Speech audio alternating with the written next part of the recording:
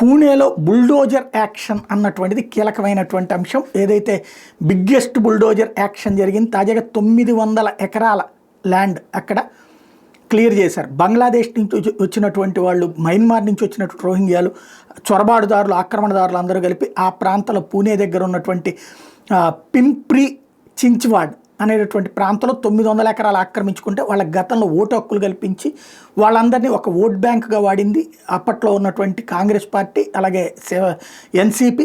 దాన్ని మీదన కోర్టు అప్పట్లో ఆర్డర్ వేస్తే కూడా శివసేన ప్రభుత్వం ఆపింది. బట్ ఇప్పుడు బీజేపీ సర్కార్ మళ్ళీ గెలిచినటువంటి నేపథ్యంలో టోటల్గా 5,000 మంది అక్కడ ఈ విధమైనటువంటి అక్రమ నిర్మాణాలు చేసుకున్నారు. అందులో తుక్కు షాపుల దగ్గర నుంచి రకరకాలైనటువంటి అక్రమ నిర్మాణాలు ఉన్నాయి. వాటన్నిటిని క్లియర్ చేస్తూ జరిగింది. 30 పిటిషన్స్ దీని మీద హైకోర్టులో రావడం, హైకోర్టు దాంట్లో ఎట్టి పరిస్థితుల్లో తొలగింపుకి అడ్డు లేదని తేల్చి చెప్పడంతో బుల్డోజర్లు పెద్ద ఎత్తున పనిచేసినాయి.